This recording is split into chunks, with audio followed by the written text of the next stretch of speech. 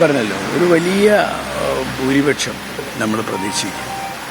കാരണം ഓരോരുത്തരും നമ്മളെ കാണുമ്പോഴും നമ്മളോട് സംസാരിക്കുന്നതും ഒരു കഴിഞ്ഞ കാലത്തൊന്നും ഇല്ലാത്തൊരു വലിയ മാറ്റം, അത് രാഷ്ട്രീയത്തിന് അതീതമായി ആളുകൾ ഒരു വലിയ അവരുടെ സ്നേഹപ്രകടനവും അവരുടെ അഭിപ്രായങ്ങളുമൊക്കെ ഒരു വലിയ ഭൂരിപക്ഷത്തിന് നിലമ്പൂരിൽ ഈ സീറ്റ് UDF തിരിച്ചു കൊടുത്തു.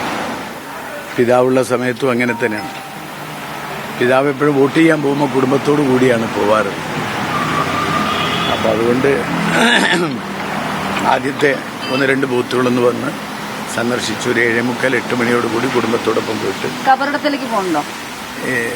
ഇപ്പൊ പോകുന്നില്ല. ഇപ്പൊ ബൂത്തിലേക്കാണല്ലേ? 1-2 ബൂത്തുകളും സന്ദർശിക്കും. ആദ്യം നമ്മുടെ ഫസ്റ്റ് ബൂത്തുണ്ട് അരുവാക്കോട്, നമ്മുടെ നിലമ്പൂർ ചെട്ടിയങ്ങാടി യൂപി സ്കൂളിന്റെ നേരെ മുന്നിൽ ടൗണിൽ. തികഞ്ഞ പ്രതീക്ഷയിലാണ്. തികഞ്ഞ നല്ല പ്രതീക്ഷയല്ല നമ്മുടെ, ഞാൻ പറഞ്ഞല്ലോ ഒരു വലിയ ഭൂരിപക്ഷം നമ്മൾ പ്രതീക്ഷിക്കും.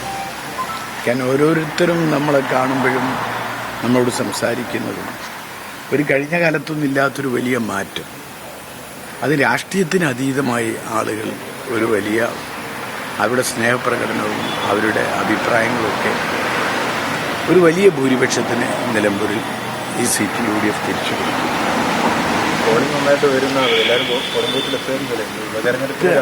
ഇല്ല, അതുണ്ടാവാറുണ്ട്. പക്ഷേ ഈ തെരഞ്ഞെടുപ്പ് കാരണം ഈ തെരഞ്ഞെടുപ്പിനെ സംബന്ധിച്ചിടത്തോളം ഞാൻ മനസ്സിലാക്കുന്നത്, കാരണം പ്രചരണ രംഗത്തുമൊക്കെ നല്ല മഴയുള്ള സമയത്ത് പോലും ഭയങ്കര ജനക്കൂട്ടായിരുന്നു. നല്ല മഴ കൊണ്ടിട്ടാണ് കലാശക്കൊട്ട് നടത്തി. നല്ല മഴ കൊണ്ടിട്ടാണ് പ്രിയങ്ക ഗാന്ധിയെ 2.5 മണിക്കൂർ ആളുകൾ വെയിറ്റ് ചെയ്ത്. ഒരു പന്തൽ പോലും ഇട്ടിട്ടില്ല കൃത്യമായിട്ട്. നല്ല മഴയത്താണ് ആളുകൾ എൻ്റെ സ്ഥാനാർത്ഥി പര്യടനത്തിന് സ്വീകരണത്തിന് ആളുകൾ കാത്തിരുന്നത്. അപ്പോൾ സ്വാഭാവികമായിട്ടും അതിൻ്റെ ഒരു പ്രതിഫലം ഉണ്ടാവുമല്ലോ. സ്വാഭാവികമായിട്ട് അതിൻ്റെ ഒരു, അതുപോലെ തന്നെ പോളിങ്ങിലും ആ ആവേശം ഉണ്ടാവും. തീർച്ചയായും ഒരു നല്ല പോളിംഗ് പ്രതീക്ഷിക്കുന്നുണ്ട്. എന്തായാലും മാത്രമല്ല വൈകുന്നേരം 6 മണി വരെ ഉണ്ട്. 6 പോളിംഗ് തുടങ്ങി. നല്ലൊരു പ്രതീക്ഷയുണ്ട്. ഒരു ചരിത്ര ഭൂരിപക്ഷത്തിൽ നിലമ്പൂർ തിരിച്ചു.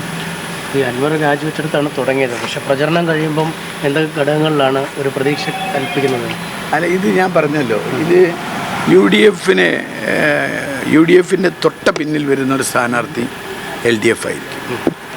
പിന്നെ കുറേ സ്വതന്ത്രന്മാരുണ്ടാവും. അവർക്ക് എത്ര വോട്ടുകൾ ലഭിക്കും എന്നുള്ളത് ഇപ്പം നമുക്കറിയില്ല. അതിൻ്റെ ഒരു സംഭവം നേരിട്ടാണ്.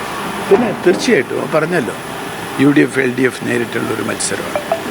അത് വർഷങ്ങളായിട്ട് ഇവിടെ അങ്ങനെ ഒരു മത്സരം തന്നെ നടന്നിട്ടുള്ളൂ നിലമ്പൂരിനെ സംബന്ധിച്ച്.